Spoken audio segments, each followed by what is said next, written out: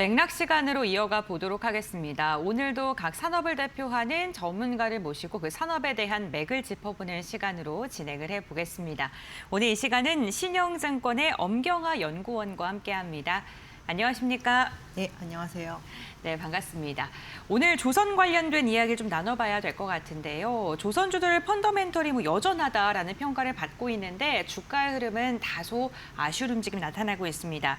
그런데 최근에 신조선가 지수가 다시금 상승하고 있고요. 또 여러 선종에서 가격이 오르고 있는 모습이 포착이 되고 있는데요.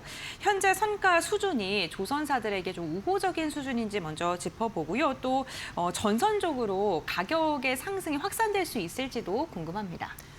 먼저 2025년 내내 저희 선가가 좀 빠지는 국면이었었는데요. 2028년에 인도를 받을 수 있는 대부분의 조선소들의 그 인도 슬롯이 이제 차기 시작하면서 전체적으로 업황이 좋은 선종에서 시작해서 이게 다수의 선종으로 확산이 되는 그런 모습입니다. 그래서 초반에는 2026년 초반에는 저희가 탱커 위주로 주로 선종의 그 선가가 좀 상승을 하기 시작을 했는데 최근에는 드라이벌크나 아니면 요즘에 잘 발주가 좀 나오지 않는다라고 얘기가 되는 컨테이너로까지 확산이 되면서 전체적인 선박 가격은 이제 상승으로 좀 턴어라운드 했다라고 볼 수가 있는 상태이고요. 최근에 6주 연속 선가가 오르는 측면이 앞으로도 좀 이어질 것이라고 저희가 볼 수 있을 것 같습니다. 네, 알겠습니다. 신규 수주를 이제 점점 더 받아들일 시간이 온 것 같은데 그럼 과거보다 훨씬 더 높은 비중을, 높은 마진을 받는다 이렇게 바라봐도 좋을까요? 저희가 선가 자체가 오른 그 시기가 2020년 여름부터 2024년 9월까지였었고요. 1년 반 정도의 조정 기간이 있었지만 사실 그 사이에 조정을 받은 폭이 그렇게 크지는 않습니다. 저희가 저점 대비해서 24년 말 정도까지 상승한 그 상승 폭이 거의 한 50% 정도 지수 기준으로 그 정도였다라고 한다면 지금 1년 반 동안은 저희 10%도 조정을 받지 않은 상태에서 지금 재차 이제 반등을 보이고 있는 상황이고요.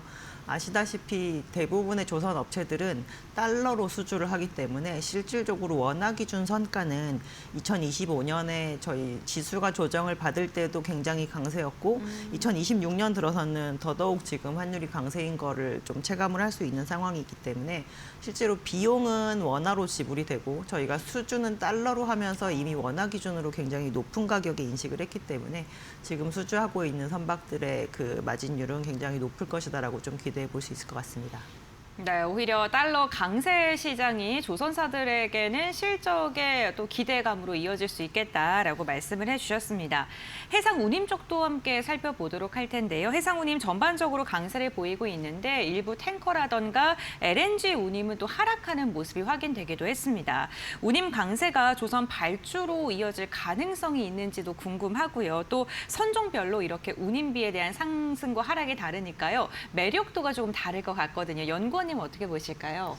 지금 전체적으로 이 해상운임이 좀 오르는 이유 중에 하나는 대부분의 선박에 이제 연료유가 들어가게 되는데 이 연료유라고 하는 거는 원유를 분해해서 만드는 잔유를 저희가 사용을 하게 되기 때문에 해운 업체들에게는 지속적인 비용 영역에 해당이 됩니다. 그래서 지금 전 세계 원유 유가가 오르게 되면 여기에 연계되어 있는 연료유를 쓰는 해운사들 같은 경우는 비용이 공통적으로 지금 상승하는 상황이라고 봐야 되는데요. 그래서 이 부분에서 해상 운송에 대한 니즈가 굉장히 조금 축소되거나 위축되는 그런 분위기라고 한다면 저희가 운임을 이 연료유의 상승을 운임에 전가를 하려고 해도 그게 잘 안 될 텐데 실질적으로 전쟁 이후에 해상 운송의 이 시장 자체의 활성도가 굉장히 떨어졌다고 보기는 좀 어려운 상황이고요. 오히려 운임을 인상하려고 하는 부분이 화주에게 거의 다 먹혀 들어가고 있는 상황이라 저희는 해상 운송 시장의 이 어닝 상태는 사실 2025년보다 26년이 오히려 더 좋을 수 있다라고 생각을 하고 있습니다. 당연히 가장 중요한 고객에 해당하는 전방 산업이 어닝이 탄탄해지는 상황이라고 한다면 발주 쪽으로 더 그 추세가 좀 몰려올 수 있다라는 부분은 당연히 생각할 수 있는 부분이라고 볼 수가 있을 것 같습니다. 그 에너지 부분을 짚어주셨는데 사실 에너지 수송과 관련된 분야도 되게 다양하잖아요. LNG라던가 VLCC, LPG, 탱커 이렇게 여러 가지가 있는데 그중에서는 좀 어떤 걸 좋게 보세요? 요즘에 전쟁이 나고 난 이후에 용도가 많이 늘어난 영역은 사실 LPG입니다. 저희가 납사를 구해야 되는데 그 부분을 유리를 통해서 구할 수 없는 부분이 되다 보니 대체제로서의 그런 사용 중요도가 굉장히 높아지고 있는 상황이고요. 실제로 지금 운반선 자체의 크기가 거의 절반에 가까움에도 불구하고 LNG 운반선보다 LPG 운반선의 일일 운임이 한 2배 이상 되는 정도 수준을 굉장히 강세를 보이고 있는 상황입니다. 그렇다고 해서 지금 당장 LNG를 쓰지 않을 거라는 것이 아니라 LNG는 기본적으로 하절기에 많이 수송을 해서 저희가 저장을 했다가 겨울에 쓰는 그런 계절성을 갖고 있는데 전쟁이 터진 시점이 사실 봄 초입이었다 보니 저희가 에너지를 구하는 데 있어서 이제 시간적인 여유가 조금 있는 상황이거든요. 그래서 아마 겨울로 갈수록 이 부분에 대한 운임은 이제 점진적으로 좀 상승하지 않을까라고 생각을 하고 있고 이번에 전쟁이 난 시기가 굉장히 연초였었기 때문에 2026년 겨울에 사용하게 될 에너지를 수급하는 데 있어서는 시간적인 여유가 좀 있는 것으로 보인다라고 볼 수 있습니다. 그리고 이제 기름 같은 경우는 원래 시장 자체가 공급 과잉 시장인데 저희가 생산을 많이 이렇게 위축함으로 인해서 가격대를 굉장히 지키고 있었던 상황이었었는데요.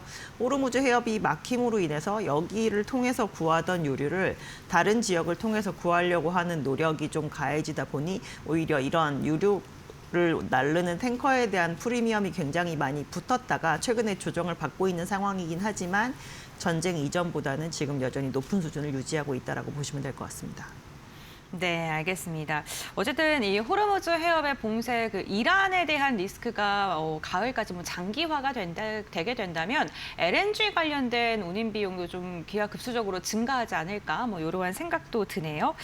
조선 빅3 이 중에서 현재를 기준으로 실적에 대한 기대감이라던가 수주 그리고 정책적인 수혜까지 다 이렇게 종합적으로 합산했을 때 가장 좀 우리가 주목해 보면 좋을 기업이 있다면 어떤 기업을 뽑으실까요? 이제 최근에 저희 업황이 좋음에도 불구하고 어쨌든 조선주가 되었고 조선기자재주가 되었건 굉장히 좀 많이 조정을 받은 상태인데요. 저희가 이 업종에 대한 그 업황이 좀 좋고 여기에서 턴어라운드 하는 부분을 가장 빨리 확인을 하시려면 가장 리딩 컴퍼니를 보시는 게 아무래도 조금 중요하다라고 볼 수가 있습니다. 그래서 말씀하셨듯이 이제 정책과 관련된 부분은 뭐 와스가와 관련되어 있어야 되는 부분이기 때문에 미국과의 연관성 그리고 업황 자체는 이제 또 본업에 해당하는 선박을 얼마나 만드는지 그리고 그 선박을 만드는 데 있어서 가장 필요한 핵심 기자재에도 연결이 되어 있는지를 보면 사실 HD현대중공업이 이 모든 커버리지에 다 해당하는 기업이다라고 볼 수 있을 것 같습니다. 네. 지금 HD 현대중공업을 선정을 해주셨는데 그럼 하나모션도 사실 마스가 이야기할 때 빼놓지 않고 등장하잖아요. 그 다른 두 기업과의 차별점을 좀 더 좀 자세히 말씀해 주신다면 어떤 게 있을까요?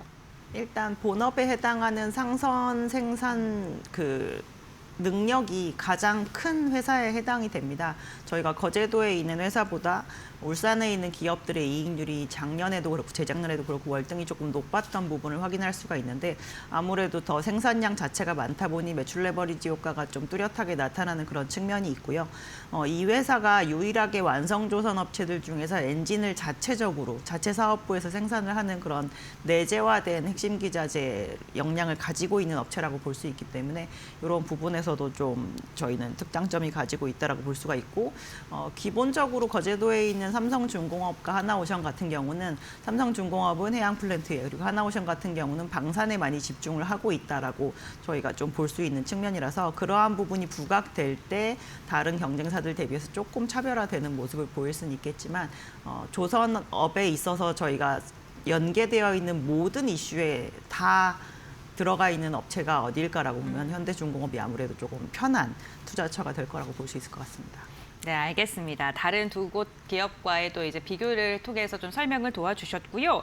저희가 빅3 한번 살펴봤으니까요. 조선 기자재도 한번 확인을 해보도록 하겠습니다.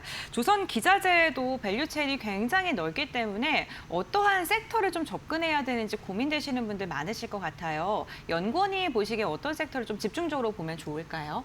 조선업과 관련되어 있을 때 낙수 효과를 볼 수 있는 효과라고 한다면 가장 말단에 있는 기자재 관련 업체가 좋긴 하겠지만 실질적으로 가장 핵심이랑 많이 연결되어 있는 업체는 필수 기자재를 보시는 게 가장 중요합니다. 어떠한 특정한 배를 만들 때만 연결이 되어 있는 그런 기자재보다는 일단 선박을 만들었다 하면 무조건적으로 필요한 기자재를 들고 가시는 게 아무래도 조선업과 관련되어 있는 이슈가 이제 거론이 될 때 노출이 되는 노출도가 더 높을 거라고 거라고 보시면 될 것 같고요.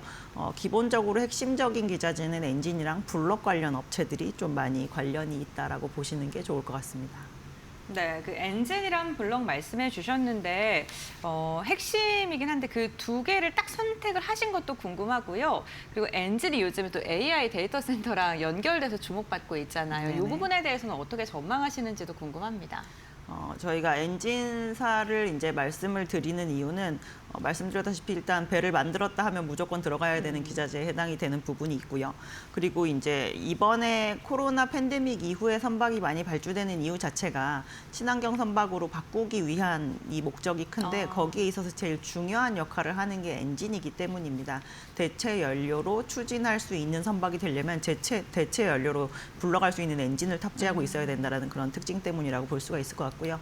선박에는 이 여러 연료 체계로 그 발전을 하고 아니면은 추진을 하는 그런 여러 가지 연계에 있어서 이제 원래 선박이 갖춰야 되는 그런 엔진 중에서 추진 엔진과 발전 엔진을 둘 다 가지고 있는데 이 중에서 발전 엔진이 배에도 들어가지만 원래도 육상에도 많이 투입이 되던 엔진에 해당이 됩니다. 왜냐하면 저희가 여러 엔진 세트를 납품을 해서 육상에서 가동을 시키면 그게 어떻게 보면 소규모의 발전소 역할을 할 수가 있거든요. 그래서 지금 AI 데이터 센터와 연계가 되어 있었다는 걸로 인해서 조금 더 주목을 받았다는 부분인데 실질적으로 이 문제에서 중요한 건 전력이 부족한데 이거를 해소하기 위한 솔루션을 찾다 보니 선박 엔진으로까지 온 거라고 보시면 될 것 같거든요.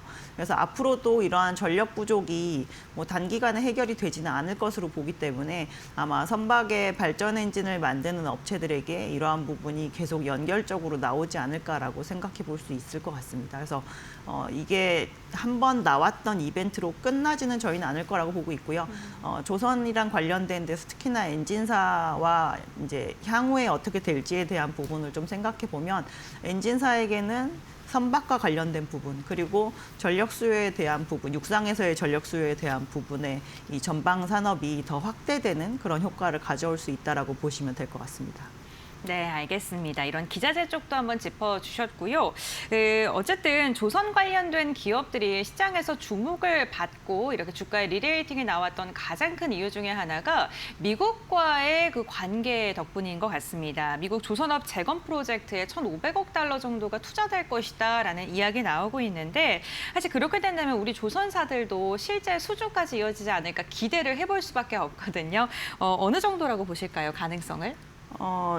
저희는 가능성은 100%로 보고 있는 100%요? 상태이고요. 실질적으로 지금 미국이 뭐 내부적으로 선박 중에서 군함이 되었건 상선이 되었건 그리고 조선업 자체에 대한 부분도 제기하려고 하는 노력을 굉장히 많이 하지만 자체적으로 해결하기는 조금 불가능한 상황이라는 거를 매우 내부적으로도 인지를 하고 있고 외부에서도 인지할 만한 상황에 처해 있는 상태인 것 같습니다. 그래서 미국과 관련된 투자 특화 펀드로 1,500억 불을 저희가 따로 산정을 했고 이제 그 이외의 산업에 대해서는 2천억 달러를 투자를 하겠다라고 대미 투자의 그 규모를 결정을 했는데 거기에 있어서 이 1,500억 불에 대한 투자가 직접적으로 미국에 무언가를 짓고 뭐 사고 이런 거를 떠나서 미국이 뭐 군함을 필요로 할 때 그 부분에 대한 선박금융도 대미 투자라고 저희가 볼 수 있을 거라고 생각을 하거든요. 그래서 이 부분에 대한 부분은 저희가 투자를 어느 스케줄에 맞춰서 하는지에 따라서 궁극적으로 한국 조선 업체들에게 바로 연결이 되는 그런 투자로 이어지지 않을까라고 생각하고 있습니다. 네, 지금 연구원님의 이야기를 쭉 들어보니까요. 조선 관련 기업들 앞으로의 모멘텀 뭐 여전히 굳건한 것 같고요. 그리고 주가의 움직임이 좀 다소 아쉬운 부분이 나타나고 있는데 지금 조선주를 좀 길게 들고 가시는 분들도 있으실 것 같고 이제 조금 매수해볼까 고민하고 계시는 분들도 있으실 것 같은데 그런 분들을 위해서 조선주에 그래도 있는 좀 리스크가 있다면 어떤 게 있을까요? 저희는 딱히 지금은 리스크가 보이지는 않는 상황이라고 볼 수 있을 것 같고요. 이제 조선은 수주 산업이니까 저희가 수주가 뭔가 뚝 끊길 만한 그러한 환경이 형성이 되고 있는지가 관건일 것 같은데 그러한 요소는 그닥 보이지 않고 있어서 저희는 최근에 리스크보다는 실제로 아예 추세가 바뀔 만한 뭐 기술 혁신이나 이런 것이 있는지를 봐야 되는 부분인 것 같은데 그런 부분이 그렇게 단기간에 나타나긴 어려울 거라고 보기 때문에 업황이랑 주가가 좀 거꾸로 가고 있을 때 오히려 투자에 있어서 가장 리스크는 흔들리는 심리가 아닐까라고 생각하고 있습니다. 네, 알겠습니다. 또 조선주 들고 계시는 분들은 이번 연구원님 말씀에 또 마음이 좀 든든해지셨을 것 같습니다. 그렇다 할 리스크가 지금은 안 보인다라고 이야기해 주시면서 조선 관련된 기업들의 전략을 잡아주셨는데요. 과연 시장만큼 시장보다 더 강한 시세를 이제는 좀 나타내 줄 수 있을지 기대해 보도록 하겠습니다. 오늘 엄경화 연구원과 함께 조선 관련된 이야기 나눠봤고요. 오늘 말씀 여기까지 듣겠습니다. 고맙습니다.